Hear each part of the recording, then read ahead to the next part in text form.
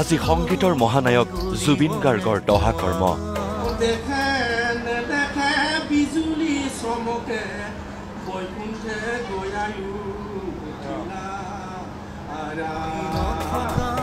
আজিও শোকস্তব্ধ সমগ্ৰ অসম। সংগীতৰ ভগৱানক একাজলি শ্ৰদ্ধাঞ্জলি জনাবলৈ আজি কাহিলীপাৰাৰ বাসগৃহত শিল্পী কলাকুশলী গুণমুগ্ধৰ ভিৰ।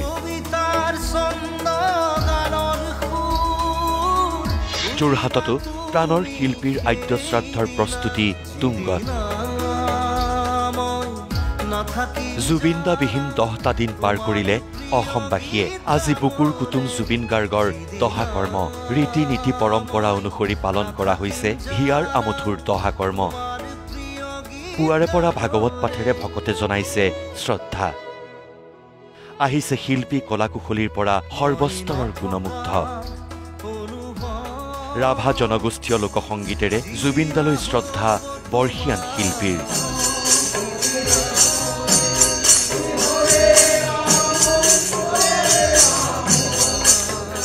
প্ৰতিটো জাতি জনগোষ্ঠী নিজেই আহি নিজ নিজ ধৰ্মীয় পৰম্পৰাৰে শ্ৰদ্ধা জনালে প্ৰিয় শিল্পীগৰাকীক।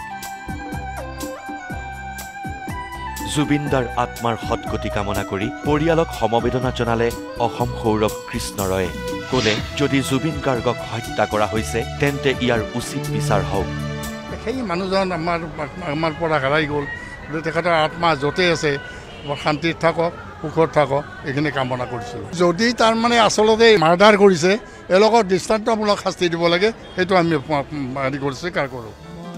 আপোন শিল্পীগৰাকীক শ্ৰদ্ধা জনাবলৈ আজিৰ দিনটোতে উপস্থিত হ'ল BTC চিফ হাগ্ৰামা মহিলাৰীও। জুবিনদাক একাজলি শ্ৰদ্ধা যাচি পৰিয়ালক সমবেদনা জ্ঞাপন কৰিলে হাগ্ৰামা মহিলাৰীয়ে। জুবিনদাৰ সমৰ সকলো ৰাইজৰ আত্মাত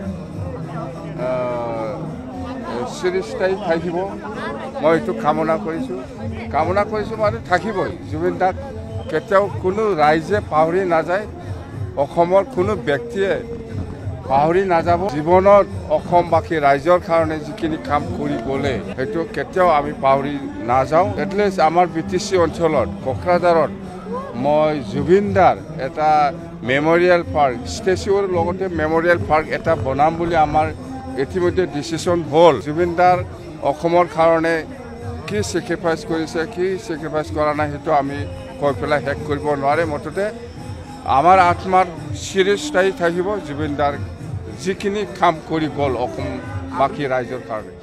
ইফালে 1 অক্টোবৰত সংগীতৰ মহানায়কৰ আদ্য শ্ৰাদ্ধ আৰু ৰাজহুৱা শ্ৰদ্ধাঞ্জলি অনুষ্ঠান পৰিয়ালৰ উপস্থিতিত যোৰহাটত পালন কৰা হ'ব।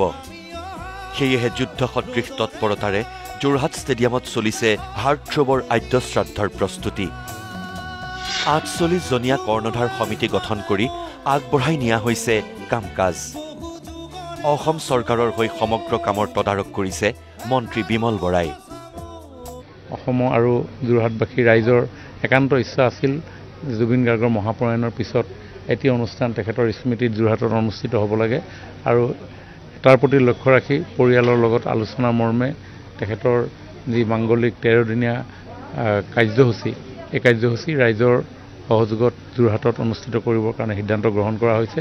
তাৰ কাৰণে যোৰহাটবাসী ৰাইজে গোটেইখিনি কাম আগবঢ়াই লৈ গৈছে, আৰু চৰকাৰৰ প্ৰতিনিধি হিচাপে মুখ্যমন্ত্ৰী ডাঙৰীয়াই ৰাইজৰ লগতে থাকি কামখিনি আগবঢ়োৱাৰ ক্ষেত্ৰত সহযোগিতা আগবঢ়াবৰ কাৰণে মোক পৰামৰ্শ দিছে, আৰু সেই অনুসৰি ৰাইজৰ লগত থাকি আমি এই কামখিনি আগবঢ়াই লৈ যাবৰ কাৰণে প্ৰয়াস কৰিছোঁ। Bureau report, news live.